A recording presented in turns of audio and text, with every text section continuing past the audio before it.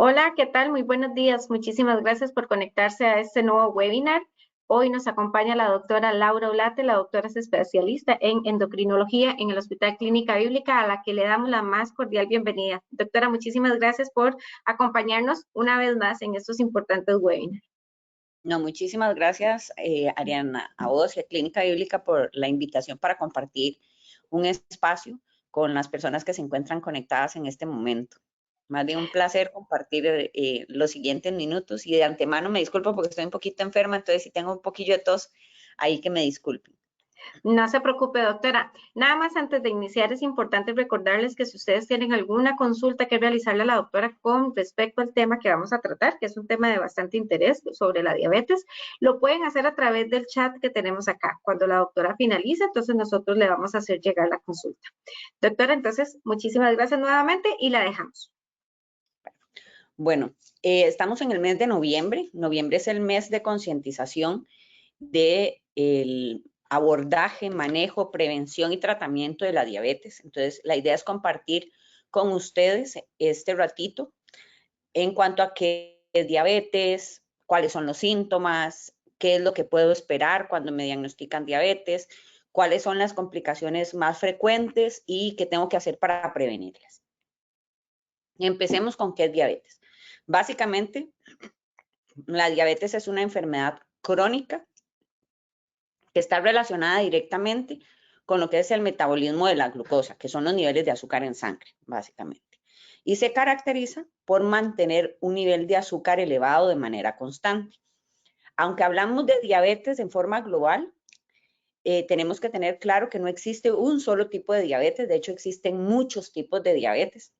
Los más conocidos son la diabetes tipo 1 y la diabetes tipo 2, que la gran mayoría de los pacientes que viven con este tipo de condición tienen alguna de estas dos formas de diabetes, pero existen otras condiciones como la diabetes que está relacionada con el embarazo, aquellas que tienen un origen genético e incluso hay medicamentos que pueden desencadenar condiciones de este tipo y que hay que tener en cuenta a la hora de decidir cómo abordar y cómo tratar estos pacientes. ¿Qué es? Como les decía, es ese trastorno del metabolismo de la glucosa que genera un nivel alto de azúcar en sangre. Como les digo, hay diferentes tipos de diabetes, los más frecuentes van a ser el tipo 1 y tipo 2. El 95% de los pacientes que viven con diabetes son portadores de diabetes tipo 2. Este tipo de diabetes tiene características muy distintas a los otros tipos de diabetes y es que una de ellas implica que tenemos ciertos factores de riesgo, ciertas condiciones que predisponen a que desarrollemos esta condición, es decir, a que conforme pasa el tiempo y la edad tengamos una mayor posibilidad de que esto se nos diagnostique. ¿Cuáles van a ser esos factores? El hecho de que yo no haga actividad física, que tenga otras enfermedades metabólicas como la hipertensión arterial, problemas de colesterol, si tengo antecedentes familiares de diabetes, si además me han diagnosticado con un síndrome de ovario poliquístico, si tengo problemas de sobrepeso o obesidad, si tengo una alimentación que no es la adecuada, todo eso puede hacer que en conjunto se forme como una especie de ahí de cóctel y forme la tormenta perfecta para desarrollar finalmente diabetes. ¿Cuáles son los síntomas más frecuentes de la enfermedad? La realidad es que la mayoría de las veces en las etapas más tempranas es poco probable que el paciente tenga alguna manifestación importante que lo lleve a consultar. Inicialmente lo que podemos percibir son las famosas cabecitas de vena que se forman en el cuello, el hecho de que la piel se vuelve más oscura. Esos son signos tempranos de diabetes. Pero cuando ya la enfermedad se manifiesta y está más florida, lo que vamos a encontrar son pacientes que pierden peso, que tienen muchas ansias de comer porque están perdiendo peso de manera constante, entonces quieren estar comiendo constantemente, tienen muchísima sed, entonces eso hace que tomen mucha cantidad de agua, orinan muchísimo, pasan cansados, se sienten con visión borrosa, no tienen energía, sienten la boca seca, pueden tener incluso cambios en el paladar, pero esto es cuando ya la enfermedad se encuentra de manera muy evidente. Lo ideal es que nosotros podamos detectarla de una manera más temprana y eso nos va a permitir evitar complicaciones y además incluso nos puede permitir prevenir la evolución hacia la enfermedad como tal si esta todavía no ha aparecido. ¿Cuáles son las consecuencias de la enfermedad? Las consecuencias dependen del control que yo vaya a tener. Si yo tengo un buen control metabólico a largo plazo, las probabilidades de desarrollar complicaciones asociadas a la enfermedad es baja. Pero si yo tengo un mal control, si no sigo las indicaciones del médico, no tomo la medicación como corresponde o no sigo las indicaciones en estilos de vida, mi azúcar puede estar alta y yo no sentirme mal inicialmente. Pero ese azúcar alta se vuelve tóxica para nuestros órganos y empiezan a generar problemas que no son percibidos al inicio, pero que cuando lo hacen ya es muy tarde y no podemos revertirlos. ¿Cuáles son esos problemas? Puedo tener enfermedades del corazón y tener un mayor riesgo de desarrollar un infarto. Puedo tener problemas para lo que es la circulación de las piernas. Entonces eso hace que la sangre no llegue apropiadamente a los pies, a las piernas y que aumente el riesgo de que hayan infecciones o de que incluso esa parte del cuerpo, porque no llega sangre, se muera. Eso se llama que se necrosa y que terminen cortándome una de mis extremidades. Puedo tener problemas en la vista. De hecho, la diabetes es la primera causa de ceguera en el mundo. O sea, puedo perder mi capacidad para ver si no tengo un buen control de mi diabetes. Además, no solamente puedo perder la visión, sino que aumenta la probabilidad de que las cataratas aparezcan de manera más temprana o de que aumente la presión en el ojo, que eso se llama glaucoma.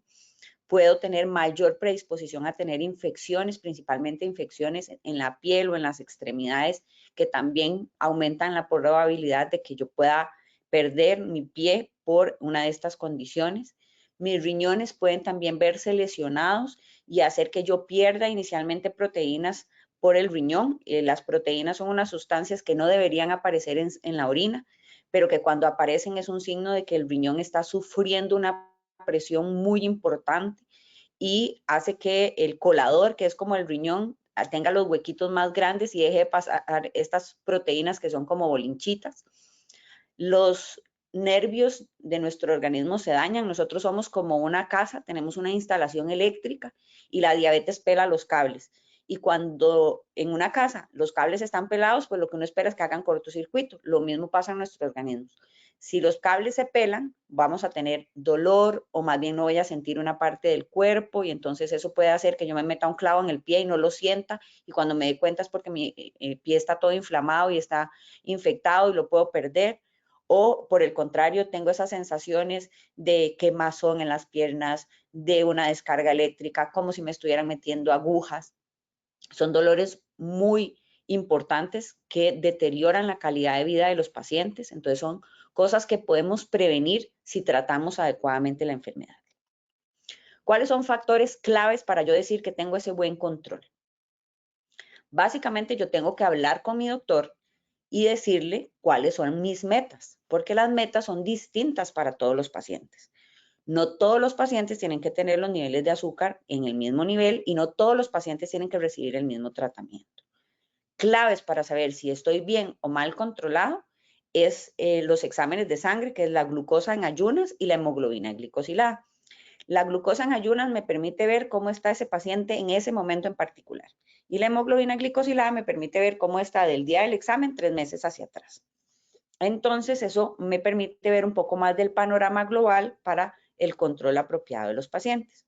Un paciente no diabético normalmente tiene una glicemia en ayunas entre 70 y 99 y una hemoglobina glicosilada que va por debajo de 5.6. Los pacientes que tienen diabetes bien controlada tienen que tener una glucosa en ayunas entre 70 y 130 y una hemoglobina glicosilada de menos del 7%. Eso va a hacer que no tengamos factores de riesgo.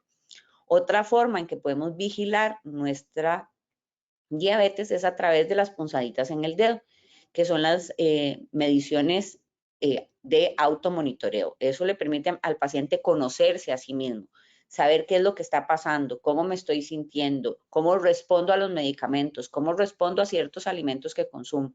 Ahora ya no solamente hay dispositivos que impliquen pincharse los deditos, sino que hay algunos que se colocan en el brazo o en el abdomen y que registran los niveles de azúcar hasta por 14 días y le dan al médico y al paciente un panorama mucho más claro de cómo está el control de su enfermedad. No solamente tengo que controlar glucosa. Usualmente la diabetes es una enfermedad un poco cobarde y eso quiere decir que no viene sola. Entonces, normalmente lo que ocurre es que se asocia a presión alta y a problemas de colesterol y triglicéridos. Y entonces yo tengo que saber que la presión que un paciente con diabetes debe manejar, al menos de que haya alguna situación en especial, y eso obviamente cada uno de sus médicos se lo indicará, debería estar en menos de 130/80. Los lípidos van a haber dos tipos de colesterol, el colesterol bueno y el malo. Hay otros tipos, pero digamos, para efectos prácticos, son los más importantes. El colesterol bueno son como carritos de basura. Lo que hacen es ir por todo el cuerpo, por las arterias y por todos los órganos, recogiendo colesterol para llevarlo al hígado, metabolizarlo y eliminarlo por la bilis o eliminarlo por otro proceso. El colesterol malo es el que se pega en las arterias y entonces es como que ustedes se imaginen un tubo de la cocina que se le va un poco de aceite o de manteca y se le hace ese tapón y entonces el agua no pasa. Lo mismo ocurre en nuestras arterias. Esa grasa se pega, tapa las arterias y cuando eso ocurre es cuando tengo o un derrame cerebral o tengo un infarto o no me llega sangre a las piernas. Entonces tengo que cuidarme en ese sentido. Hay que aprender a vivir con diabetes. La diabetes es una enfermedad crónica que implica más un modo de vivir que una condición que deteriore o limite al paciente. Un paciente con diabetes realmente puede hacer cualquier cosa, puede tener una vida completamente normal, con ciertas salvedades, de las cuales deberíamos aprender todos y no solamente los pacientes con diabetes. Y una es que deberíamos alimentarnos bien. Eso significa que deberíamos tener una dieta balanceada, adecuada, abundante, suficiente e incluso una dieta que disfrutemos. Una de las mayores preguntas que nosotros tenemos en la consulta cuando un paciente llega con diabetes es ¿qué puedo comer? En realidad un paciente con diabetes puede comer de todo. La clave es cómo, cuándo y cuánto como ese de todo. Si yo tengo un buen control de mi diabetes, tengo un nivel de azúcar en sangre en ayunas en 90 y resulta que ese día mis hijos me llevaron a desayunar y yo me quiero comer un pedacito de queque, lo puedo hacer. Pero si resulta que yo soy la misma persona, pero no tengo un buen control de mi diabetes y ese día estoy amaneciendo en 250, pues si me voy a comer el pedazo de queque me va a llegar a 500. Entonces, en la medida en que yo esté bien controlado, puedo darme esas posibilidades de consumir tal vez alimentos que no son lo usual y que no están permitidos de manera libre en mi dieta. Siempre es importante que hay un montón de métodos para alimentarse bien. No hay un patrón único. No significa que ya no puedo comer harinas, que ya no puedo comer carbohidratos, o que ya no puedo comer las frutas, que solamente tengo que comer ensaladas y pollo. En realidad no. Hay un montón de patrones de alimentación que pueden ser adaptados a los pacientes con diabetes dependiendo de las preferencias que tenga cada paciente. Hay que mantenerse activo. Lo ideal es hacer 30 minutos de actividad física semanal. Que sea de moderada o intensa, eso quiere decir que cuando yo estoy haciendo me empiece a faltar un poquito el aire, ¿verdad? Para que esa actividad de verdad esté generando un gasto de energía y ser constante. Si yo nada más hice ejercicio esta semana y no vuelvo a hacerlo hasta dentro de 2 o 3 meses, pues eso no va a impactar el estilo de vida del paciente propiamente. Cosas que puedo hacer para mantenerme activo sin tener que decir que voy a ir a un gimnasio, que me voy a poner a hacer bicicleta en la casa o salir a caminar todos los días, es esto. Estacione el carro más lejos de donde va a ir. Entonces eso va a hacer que camine una distancia mayor. Baje el autobús una parada antes. Camine o vaya en bicicleta cuando va a un destino cercano. Camine cuando está hablando por teléfono en la casa, para allá y para acá. Utilice las escaleras. Haga ejercicio en casa cuando mire televisión. Juegue con sus hijos o realice alguna actividad de limpieza en la casa todos los días. Eso va a hacer que se mantenga activo. Pero lo ideal es agregar más actividad que solamente esa. realícense en los chequeos médicos, eso es súper importante. El chequeo médico mínimo tiene que ser 2 veces al año, mínimo, idealmente 3 veces al año. Lo ideal es que un paciente con diabetes sea valorado cada 4 meses, pero si eso no es posible, mínimo que sea cada 6 meses. Tengo que revisar en cada cita no solamente el control de mi diabetes, sino también tengo que ver cómo están mis riñones, cómo están mis ojitos, cómo andan los pies, cómo está el colesterol, cómo está mi corazón e incluso si tengo todas las vacunas o no. Y este tema es importante porque los pacientes con diabetes se comportan de manera distinta al resto de los pacientes. Y es el hecho de que no se defienden bien. Entonces, una infección puede ser mucho más severa en un paciente con diabetes que en un paciente sin diabetes. Entonces, el tener las vacunas previenen esas infecciones severas. Siempre negocien con su médico para diseñar un plan de cuidado adecuado para usted. A mí no me sirve como médico, ni a usted como paciente, que yo le diga, vea, Anita, usted tiene diabetes y usted tiene que hacer, tiene que dejar de comer esto y esto y esto y esto, tiene que hacer actividad física y tiene que inyectarse 3 veces al día y no puede comer nunca más un queque y ponerle un montón de restricciones. Si eso ocurre, el paciente se va a frustrar, la persona va a tener dificultades para adaptarse a un programa que tiene que sostener el resto de su vida. Entonces, siempre es importante que le digamos a nuestro médico qué es lo que nosotros queremos, qué es lo que nosotros esperamos del control, qué es lo que para nosotros es difícil para realizar un control adecuado de la enfermedad, hablar de las barreras, las limitantes, los miedos, los mitos que hay con respecto a la enfermedad, van a hacer que se prevengan la probabilidad de complicaciones y mejore el control. Siempre es la idea tomar buenas decisiones. Entonces, siempre piensen en ustedes, en cómo se sienten, en qué es lo que esperan y no, siendo un poco egoístas, tratar de dejar a los demás en un segundo plano. Por ejemplo, yo tengo una paciente que ella dice, es que yo no puedo cocinar, hacer 2 comidas, una para mi familia y otra para mí. No, es que en realidad la idea es negociar con la familia y saber que yo soy la persona que tengo una condición de salud, que necesito ayuda, que necesito apoyo, negociamos con el resto de la familia para preparar un solo tipo de comida para cada tiempo. Si no, lo que vamos a hacer es ponerle más trabajo al paciente y más frustración en el sentido de que tengo que preparar 2 platos distintos, tengo que comer algo diferente a lo que come el resto de mi familia.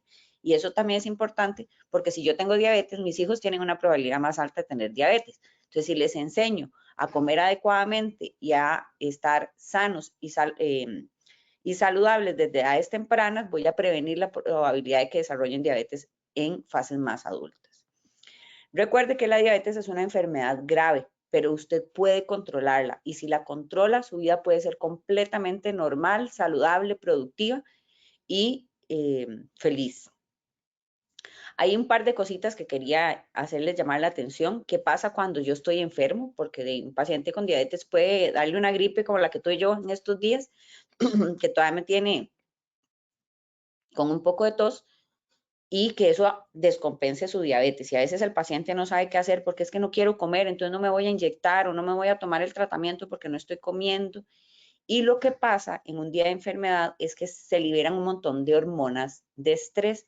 Esas hormonas de estrés incrementan algo que se llama la resistencia a la insulina y eso genera aumento en los niveles de azúcar. Entonces a veces los pacientes dicen, doctora, pero es que yo no he comido en todo el día porque estoy con una gripe terrible y no tengo hambre, pero me mido y estoy en 300 y no entiendo por qué estoy en 300 y no he comido nada. Y es por esto que el azúcar se sube.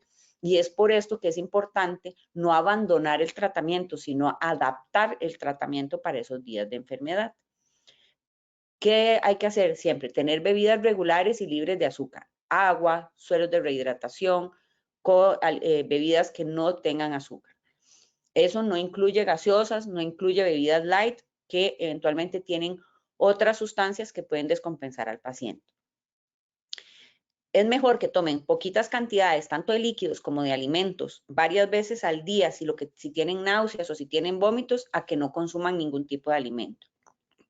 Como les digo, no hay una bebida recomendada absoluta, lo que hay es una bebida que no esté recomendada, pero siempre es importante estar hidratado. los pacientes con diabetes y enfermedades agudas tienen un riesgo muy alto de deshidratarse rápidamente y eso incrementa las probabilidades de complicaciones agudas que se llaman de la enfermedad y hay que monitorizarse cada 4 horas. Como les mencionaba, no es suspender el tratamiento, es adaptar el tratamiento y ahí corresponde avisarle a mi doctor o visitar al doctor para poder identificar cómo debo hacerlo mientras aprendo. Usualmente va a ser la primera vez o las 2 primeras veces que esto ocurre en donde vaya a necesitar ayuda para ajustar mi tratamiento. Ya después, muy posiblemente lo voy a hacer en automático. Días de fiesta y vienen los días complicados. Viene diciembre, Día de la Madre, Día del Padre, las comidas de fin de año y estamos a un mes de que empiecen las fiestas. ¿Qué ocurre en las fiestas? Recomendaciones. Consumir alimentos con las bebidas. Y me refiero a bebidas alcohólicas. Si vamos a consumir un vino, una bebida de algún otro tipo que contiene licor y no consumimos alimentos, tenemos un mayor riesgo de que el azúcar se nos baje. Entonces, siempre consumir alimentos con las bebidas. Colocarse menos insulina de lo usual. Eso en realidad no es una opción, ¿de acuerdo? Siempre hay que ajustar los tratamientos y adaptarlos a esos momentos, pero no por nada del mundo se coloquen menos insulina en los pacientes que utilizan insulina como tal. Principalmente que dicen, es que no voy a almorzar para cenar más. En realidad, eso no funciona de esa manera. Consumir proteínas o grasas antes de dormir, eso lo que va a hacer es que tenga menos probabilidad de que el azúcar se me baje durante las horas de la madrugada, principalmente por el hecho de que he consumido licor, he consumido alimentos que no son habituales en mi dieta y además de eso, usualmente no he seguido todos los tratamientos adaptados al tiempo de comida. Beber licor con moderación, súper importante. Chequear la glicemia durante la madrugada, al desayunar, siempre antes de lo usual, porque he pasado más activo durante la noche, he hecho algo más diferente y puedo tener tanto mi azúcar alta como mi azúcar baja. Y siempre preferir los licores destilados sobre los fermentados, y no quiero decir que tengan cancha abierta. En realidad, en las mujeres, lo ideal es tomar solamente una copa, por ejemplo, de vino o una cerveza o un trago de whisky, y en los hombres 2 como máximo. Más de eso no es recomendado ni en días de fiesta ni en días fuera de fiesta. Cuando hago actividad física, otro escenario, ya no estamos de fiesta, ya no estamos de enfermos, sino que empecé a hacer ejercicio y doctora, se me empezó a bajar un montón el azúcar. ¿Qué puedo hacer? Siempre tratar de mantener un ejercicio regular, mantiene un cuerpo saludable y disminuye los requerimientos de insulina. Además, mejora la acción de la insulina porque el azúcar se mete a los músculos al hacer actividad física. Entonces, tengo un mayor riesgo de que el azúcar se me baje. Entonces, si eso está ocurriendo, yo tengo que modificar mi tratamiento los días que hago ejercicio. Es como la parte de la enfermedad. O incluso puede ser que ya me acostumbré tanto a hacer ejercicio y perdí algo de peso y me estoy alimentando mejor, entonces necesito menos tratamiento. Entonces, tengo que consultar al médico para ver cómo tengo que ajustar ese tratamiento porque ya no estoy necesitando la misma cantidad. Y eso es súper importante porque a la hora de hacer ejercicio, incluso muchos pacientes logran abandonar parcial o incluso totalmente la terapia.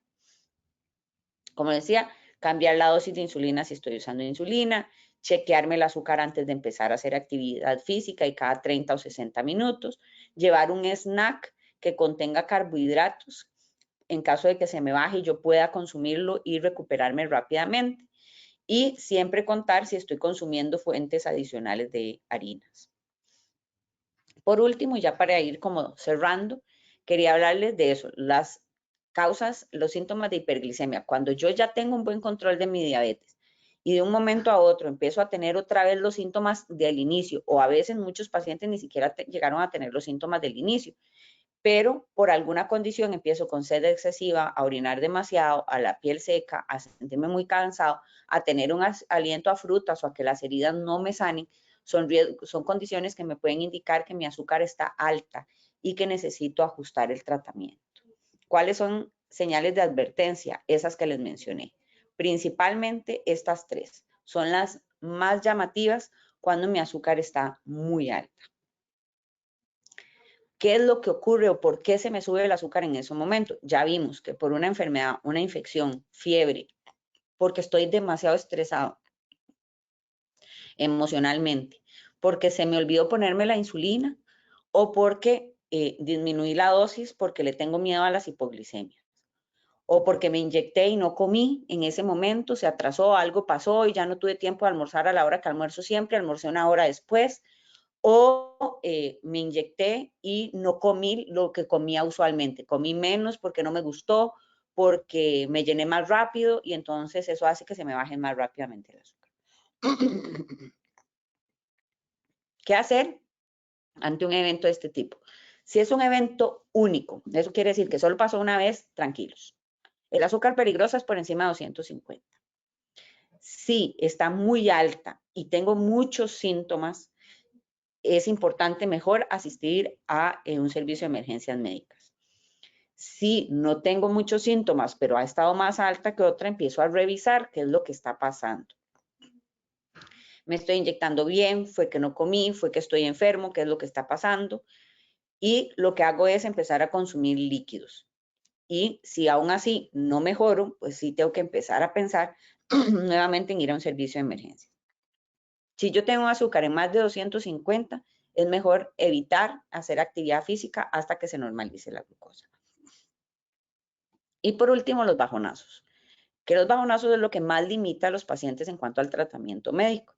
Son niveles de azúcar en menos de 70 y es la emergencia más común en pacientes tratados con diabetes. La ventaja es que se trata rápidamente, pero la desventaja es que es muy peligrosa. Un paciente con una hipoglicemia severa, que se llama, que es aquel que necesita incluso ayuda para poder revertir esa condición, pues eventualmente puede sufrir hasta un infarto, puede sufrir un derrame cerebral, una caída y una fractura. Entonces, es una condición que es importante evitar a toda costa. Algo que es importante en este sentido es que los síntomas son muy distintos a la hiperglicemia. Y yo lo que empiezo es, me siento mareado, tengo ganas de vomitar, sudo frío, me da taquicardia, empiezo a sentirme muy inestable. Hay pacientes que incluso se vuelven agresivos, se enojan, atacan a las otras personas porque no saben qué es lo que están diciendo, tienen muchísima hambre, terminan con dolor de cabeza y cuando se presentan durante la noche y no se despiertan, empiezan a tener pesadillas, se mueven muchísimo o amanecen con dolor de cabeza. Entonces son signos importantes a la hora de abordar con su médico. ¿Qué es lo que ocurre en estos casos? Que hay más insulina que azúcar. Entonces, lo mismo, o comí menos, o me inyecté más, o hay una disparidad y necesito que el tratamiento se ajuste, o estaba bien, pero empecé a hacer actividad física, empecé a comer mejor, bajé de peso, entonces ya la insulina que me estoy poniendo es demasiada, entonces me empieza a bajar el azúcar. Todo eso son condiciones que hay que analizar para poder ajustarlas y evitar esta condición que sí, un paciente con hipoglicemia severa incluso puede morir. ¿Cómo prevenir? Respetar los horarios de comida, respetar la parte de los esquemas de tratamiento. Si van a hacer actividad física, consumir alimentos antes y chequearse la glicemia antes de hacer actividad física. Mantener azúcar para revertirlas. Lo usual es que nosotros consumamos de 15 a 20 gramos de azúcar simple para revertir un bajonazo. Eso que es medio vaso de jugo de frutas, ahí sí se les permite tomar gaseosa con azúcar, entonces puede ser medio vaso de Coca-Cola, por ejemplo, puede ser un vasito con 3 cucharaditas de azúcar, una cucharadita de miel grandecita, y hay incluso preparados como tabletas de glucosa, geles de glucosa, que ya tienen esas cantidades exactas de azúcar. Lo que hay que evitar es desesperarse y empezar como estoy bajo y entonces me como una galleta y me comí 3 cucharadas de miel y un vaso de jugo de frutas y me comí una manzana y entonces lo que pasa es que está en 50, pero a las 2 horas estoy en 500. Entonces ninguna de las dos está bien. Es mejor que consuma algo despacio, espere unos 10, 15 minutos y me vuelva a hacer la medición. Si la medición sigue baja, puedo volver a repetir la misma situación. Vuelvo a comer la cucharadita de azúcar, la cucharadita de miel, el vaso con jugo de naranja y controlarme más apropiadamente para no pasar de un bajonazo a estar extremadamente alto. Y eso es lo que se llama la regla de los 15. Son 15 gramos de carbohidratos, espero 15 minutos, me vuelvo a chequear y si es necesario, repito el proceso. La hipoglicemia nocturna es la más peligrosa, es la que les mencionaba. es la que se produce mientras estoy dormido. Si no se revierte o si mi cuerpo no logra revertir, valga la redundancia, el nivel bajo de azúcar, eso puede matarme incluso durante el sueño. Entonces debo chequearme el azúcar, idealmente que esté más de 100 miligramos por decilitro, eso antes de acostarse. Tomar un snack, una colación nocturna que llaman, que es una merienda antes de acostarme, eso no es para todos los pacientes, son para aquellos que utilizan medicamentos que tienen que ver como insulina o algo que se llaman sulfonilureas, que tienen ese riesgo de hacer bajonazos. Hay otros medicamentos que no tienen riesgo para que se baje el azúcar de esa manera. Y ocasionalmente poner el reloj, levantarme durante la madrugada y chequearme el azúcar a ver cómo ando, si es posible. Siempre, si no tenemos un medidor a mano, si tenemos síntomas de un bajonazo de azúcar y tenemos esa duda de si estoy bajo o alto, lo que hay que hacer es tratarlo como si fuera bajo. El azúcar muy alta, aunque es peligrosa, no es potencialmente mortal de manera rápida, mientras que una hipoglicemia sí puede matar a una persona en menos de 20 minutos. Mito sobre la diabetes. ¿La diabetes se puede contagiar de una persona a otra? No. Lo que puede ocurrir es que la heredemos. Las personas que tienen diabetes no pueden comer dulces, como vimos, sí. Pueden comerlos como parte de un plan de alimentación saludable y combinada con ejercicio. Ese tipo de dulces no están excluidos. ¿Comer mucho azúcar causa diabetes? No.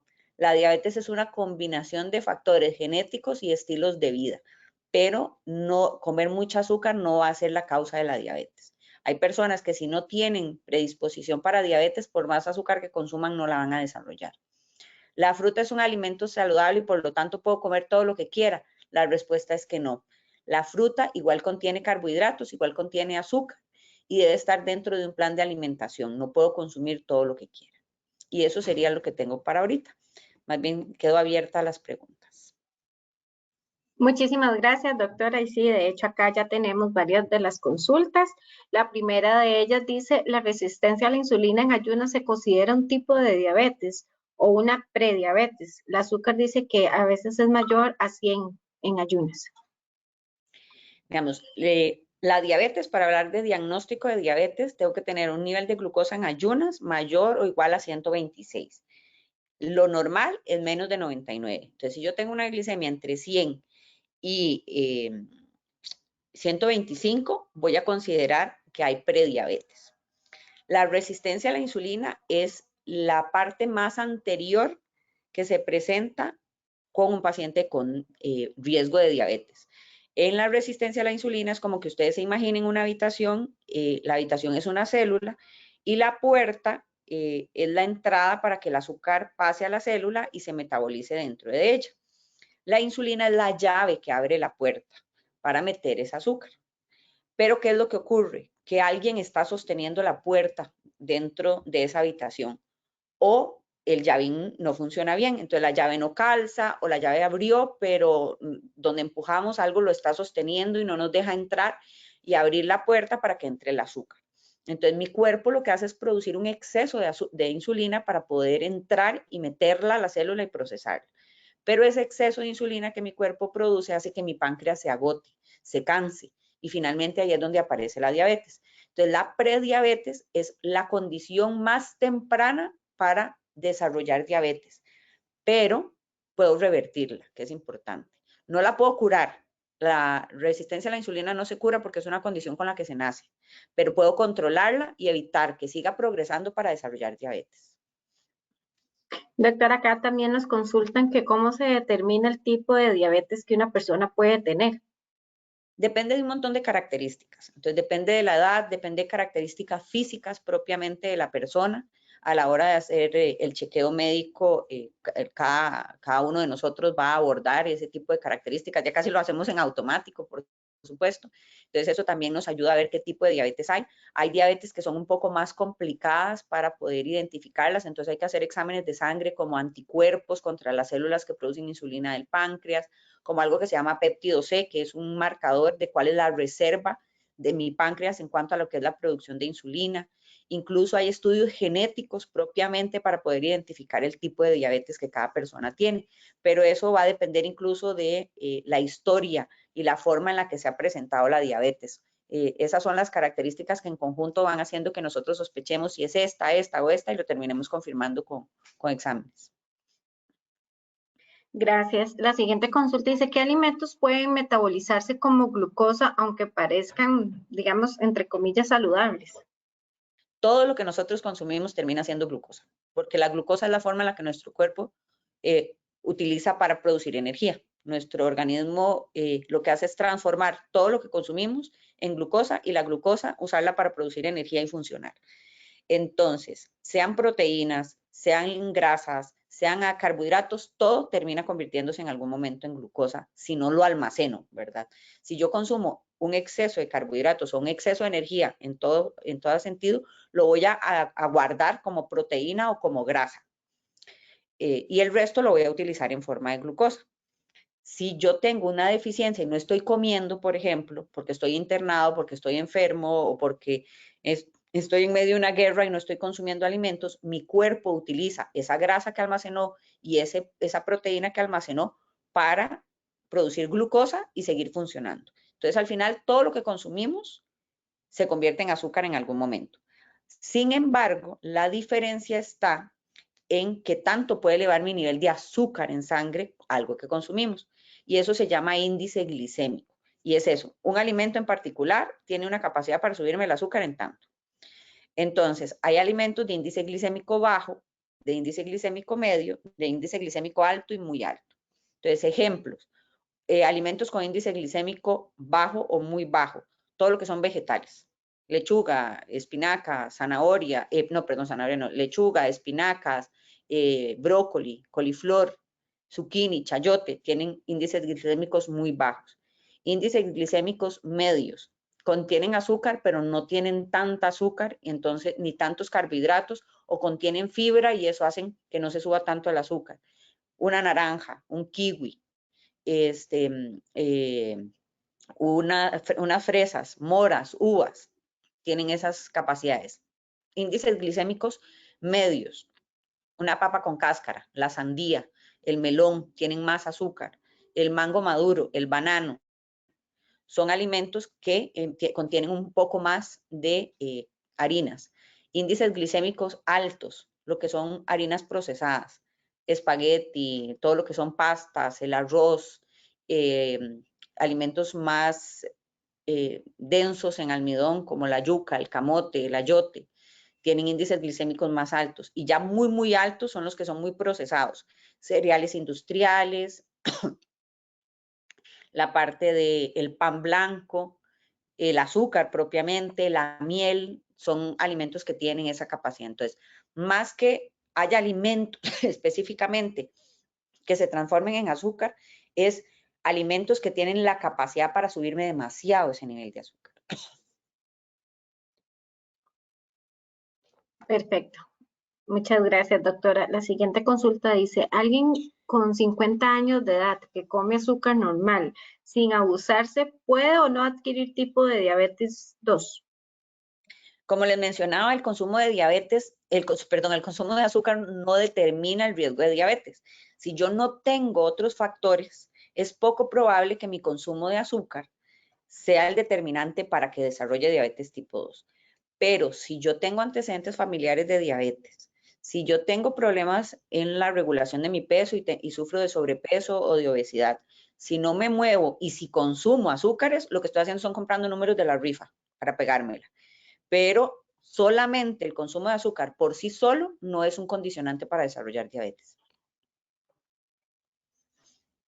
Perfecto, doctora. Acá dice, ¿cuánto tiempo se considera que se debe, que una herida esté tardando en sanar? Por ejemplo, una herida normal en la pierna por un juego de fútbol y a veces dura hasta 2 semanas en sanar y la herida se ve como morada. ¿Esto es debido a la diabetes también?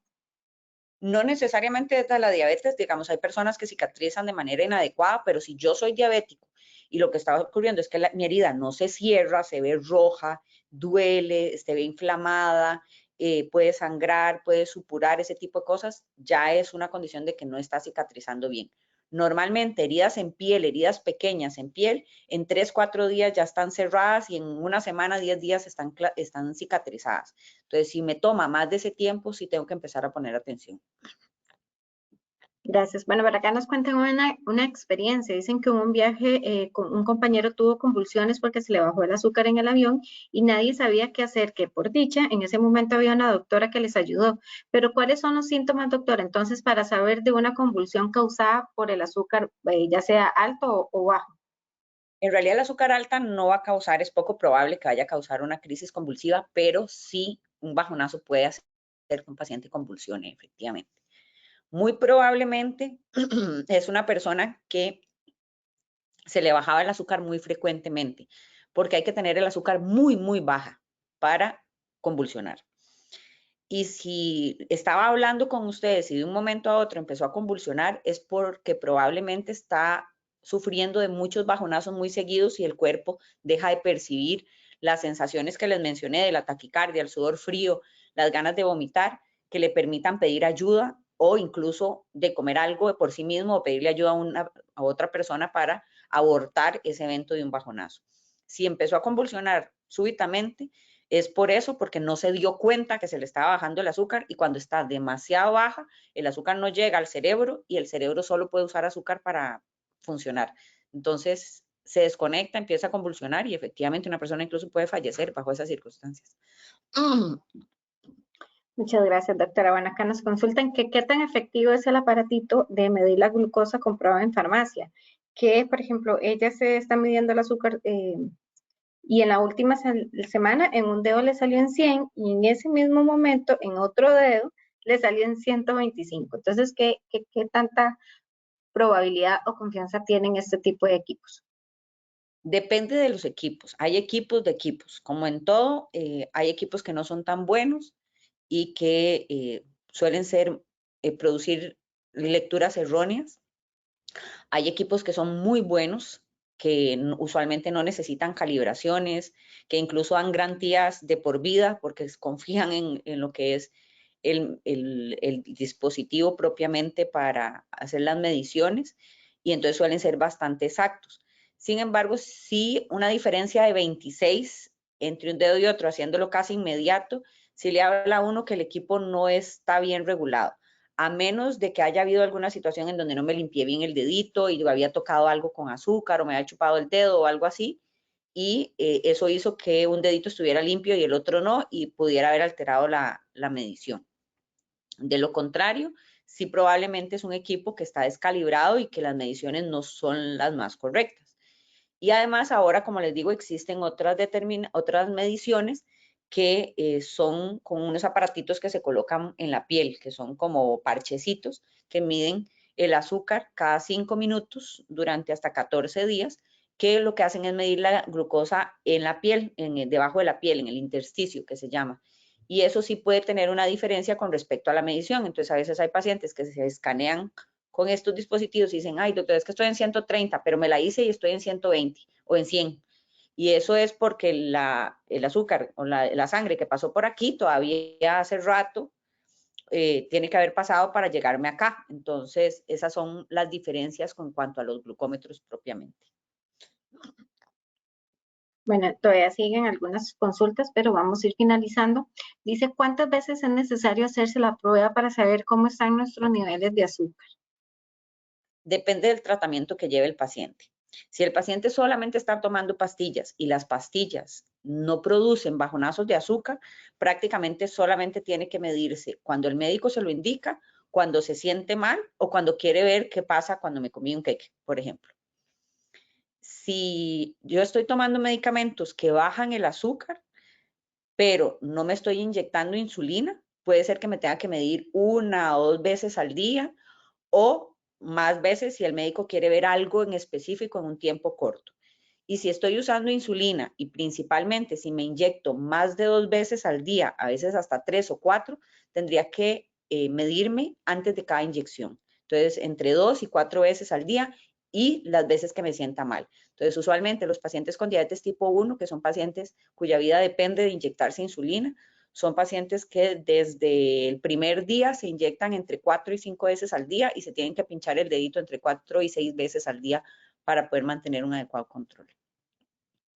Doctora, y una vez diagnosticado, cuando una persona es prediabética por resistencia a la insulina, ¿se debe tomar medicamento de por vida o es tratable de otra manera? No, en ese estado podemos revertirlo. A ese nivel, sin haber cruzado la línea de diabetes, nosotros podemos revertirlo. Entonces, en ¿Y cómo algunos se pacientes revierte? va a hacerlo con medicamentos, puede ser, si esa es la forma fácil de hacerlo, tomar medicamentos para revertirlo. Sin embargo, la forma apropiada es hacer cambios en estilos de vida, alimentarme mejor, hacer actividad física, perder peso, y eso es lo que va a hacer que revierta la prediabetes. Ya para finalizar, dice por acá, el estilo de vida de keto ayuda a mantener buenos niveles de azúcar. Keto es un problema, ¿verdad? Porque no todos los pacientes con diabetes pueden hacer keto. Un paciente diabético tipo 1 que hace una dieta cetogénica puede terminar en una unidad de cuidados intensivos. Entonces, no es para todos los pacientes. Eso sí lo tienen que discutir con su médico y depende de si yo necesito o no necesito insulina, o si tengo hígado graso o no, o si tengo enfermedad cardíaca o no. Porque la dieta cetogénica implica alto consumo de grasas y proteínas. Entonces, mi cuerpo va a intentar utilizar eso, otras fuentes de energía para producir glucosa y seguir funcionando. Eso hace que pierda peso. Pero si yo no tengo carbohidratos, voy a hacer algo que se llama cetosis, efectivamente. Por eso se llama dieta cetogénica o dieta keto, porque lo que hago es cetosis. Y eso es utilizar proteína y grasa como fuente de energía. El detalle es que los pacientes con diabetes ya están predispuestos a sufrir cetosis por su enfermedad y por la falta de insulina. Entonces, si un paciente que tiene una deficiencia, ya sea absoluta o relativa de insulina, hace dieta cetogénica y entra en ese proceso, lo que ocurre es que termina con una cetoacidosis diabética. Eso es una complicación aguda, severa, de manejo en una unidad de cuidados intensivos y potencialmente mortal. Entonces, no todos los pacientes pueden hacer dieta cetogénica y eso sí lo tienen que discutir muy claramente con su médico antes de iniciarla. Perfecto, doctora, muchísimas gracias. Más bien, yo creo que este tema abarca para hablar toda la mañana, incluso para hacer la segunda parte de otro webinar.